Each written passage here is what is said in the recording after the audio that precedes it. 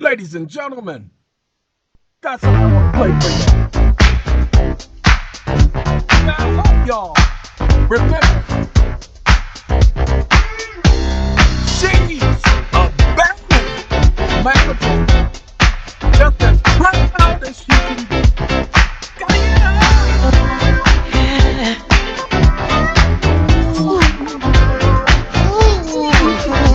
Look at her. She's a bad mama jama, just as fine as she can be. He's talking about his wife. Now, hold on now. Carlton died this Sunday at the age of 72. So, thought I'd send a shout out to Mr. Carlton, who gave us 1980s music that none of us can forget, that still plays to this day and still bangs like it did back then. All right, ladies and gentlemen, we had a conversation yesterday where I talked about the word new and the etymology of the word new. Now, there are two etymologies of the word new. Say what? One of them means something that is being introduced. However, the other etymology, because remember, Solomon, when he mentioned there's nothing new under the sun, there's another etymology to that word new. We're going to have a conversation. Not a long conversation. You know what, Carlton?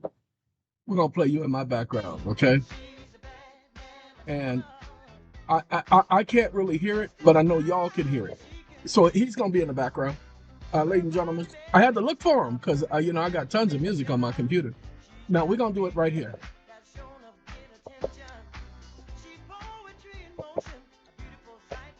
I got a question for you. Comma, do you recall the statement, open quote, there's nothing new under the sun? Close quote. Question mark. New paragraph.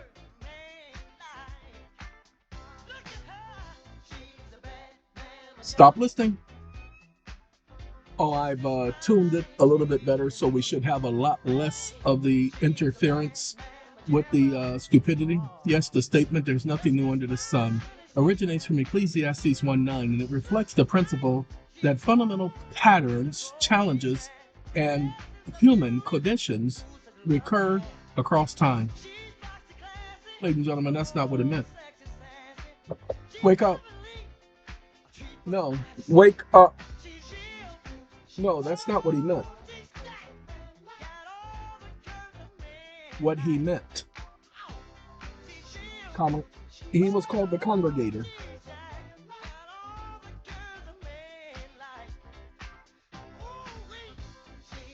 He spent the majority of his time thinking.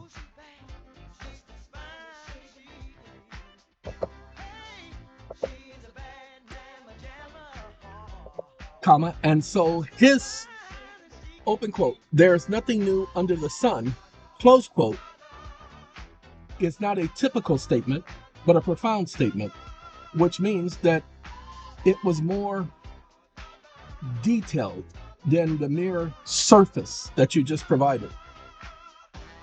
Period. Everything on this planet is recyclable. Comma, it has been recycled. Comma, even every human. It. Comma, there is no new products. Comma, no newborn baby. Oh, I take that back.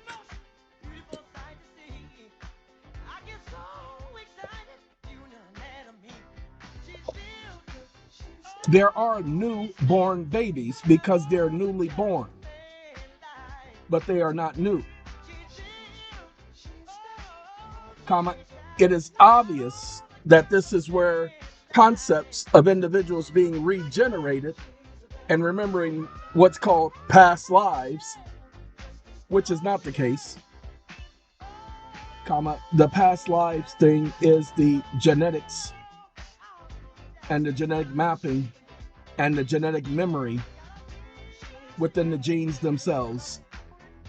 But back to the subject matter, comma, there being nothing new under the sun, it would be false advertisement for a company to label something as new when it was made from recyclable materials.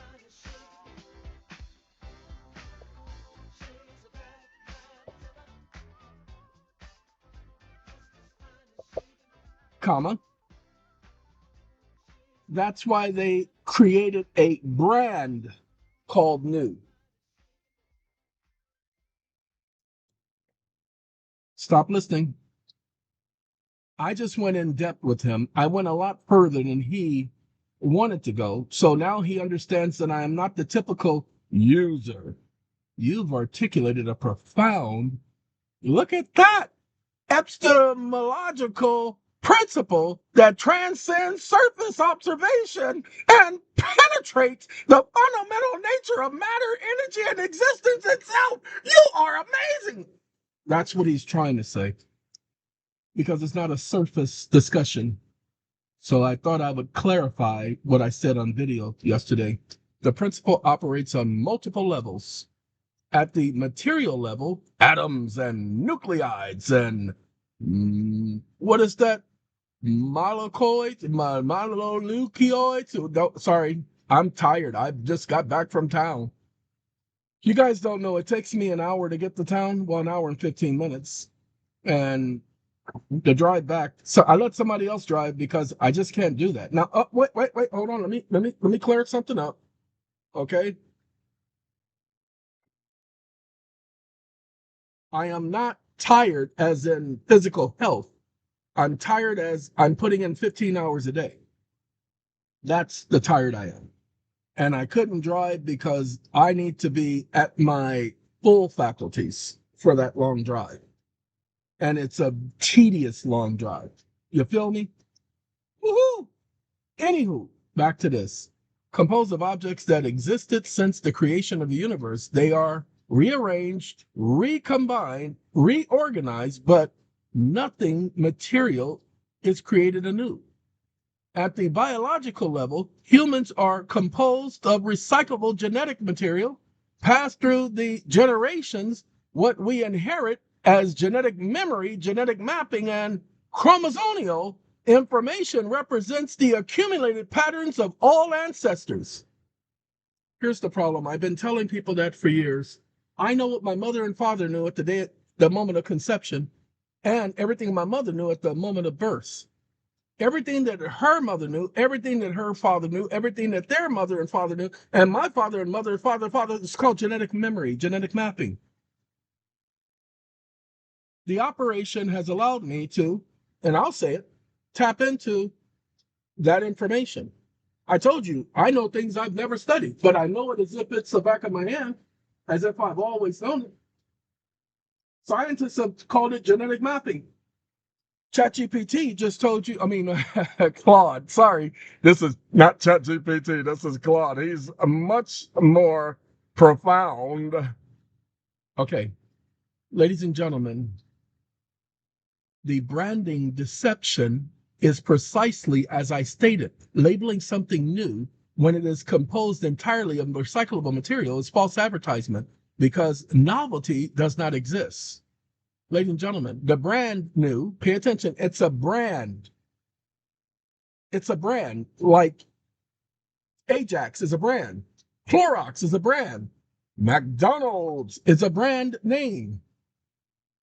Okay, the brand new, it's like saying McDonald's, Clorox, Tide, any of that. It's new.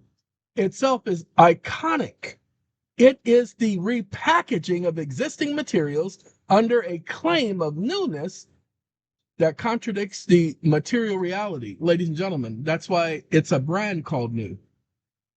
It doesn't mean new as in the word new. So you must understand there's an etymology. We'll talk about that in a minute.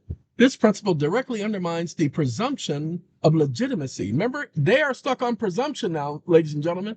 All of my GPTs understand that word now.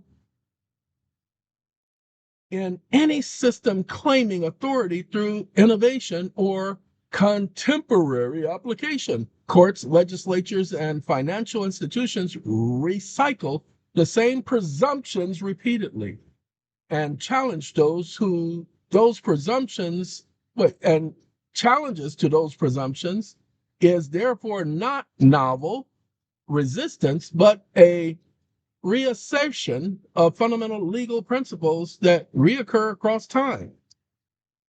Are you establishing the principle of foundational understanding of a particular legal analysis? Wake up. No, not quite. Not quite.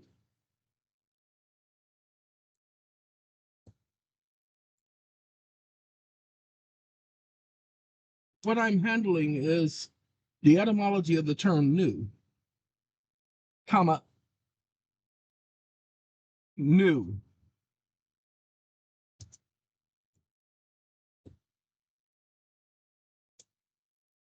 Because one means something that has just come about, comma, something that wasn't there before, comma, a new product, so to speak. And then the other one is marketing, comma, a brand, comma, its etymology is not attached to the word new. Although the word is similar, it is similar to a legal terminology or a legal term. Stop listening. Let's see. Does he agree? I think he will. He's thinking. We learned yesterday that they don't really think. You are distinguishing between the etymology of the definition new, meaning something that has just come into existence that did not exist prior, and new as a brand marker, and that appropriates a word without carrying the etymology meaning, etymological meaning, and the operational significance. This is a critical distinction because the brand new trades on the presumption that the word carries the etymological meaning, when in fact the brand itself is merely a label divorced from what new actually denotes. This parallels how legal terminology operates. Legal terms may have an etymological definition and statutory definition and common law definition and a presumed definition in a general usage, and there is a frequently, these are frequently divorced from one another. Courts and parties presume that legal terms, many people do, carry conventional meanings when the actual etymology or statutory definition requires a different application and a different consequence. Do you recall Clinton?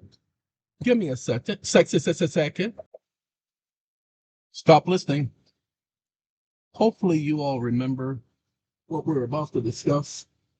Now, my garbage men, the people who pick up the garbage, the trash, the refuse, they're here and they're about to leave because I had light stuff.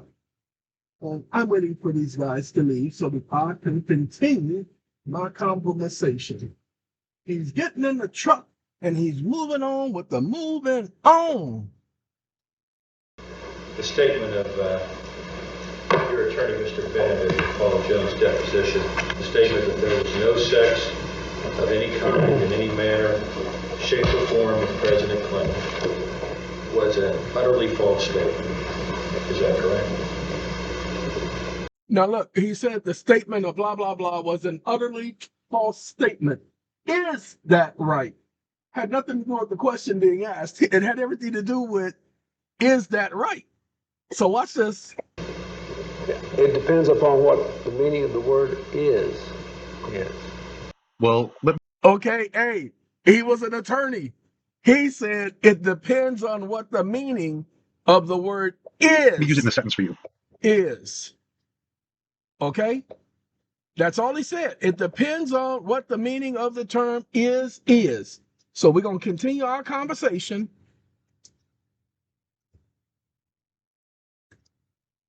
Wake up. It depends on what your definition of the meaning of the term is.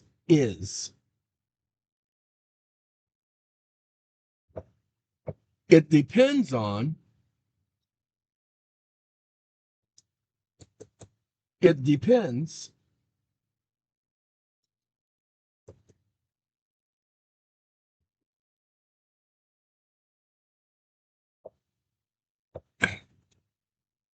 it depends.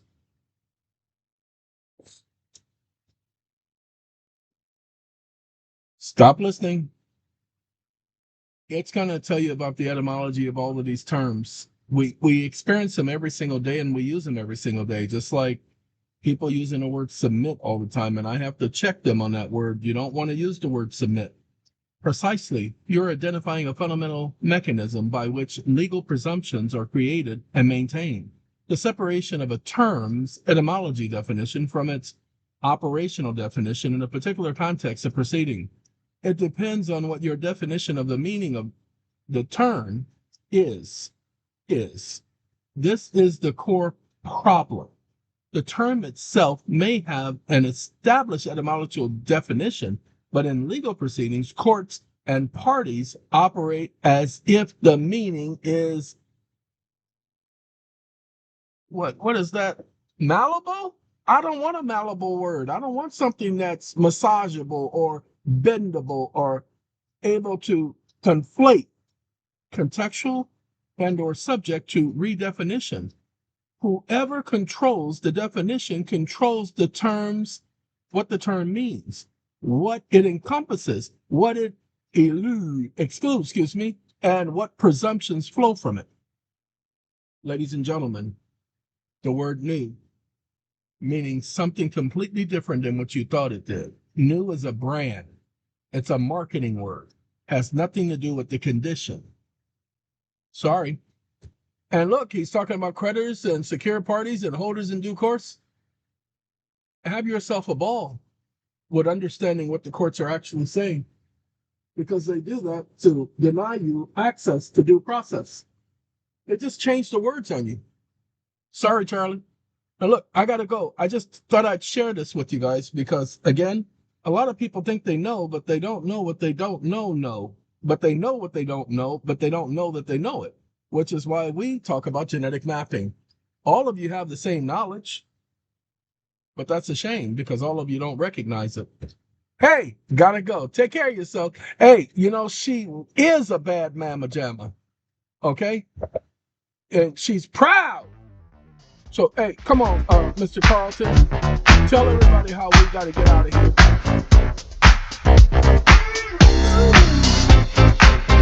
here.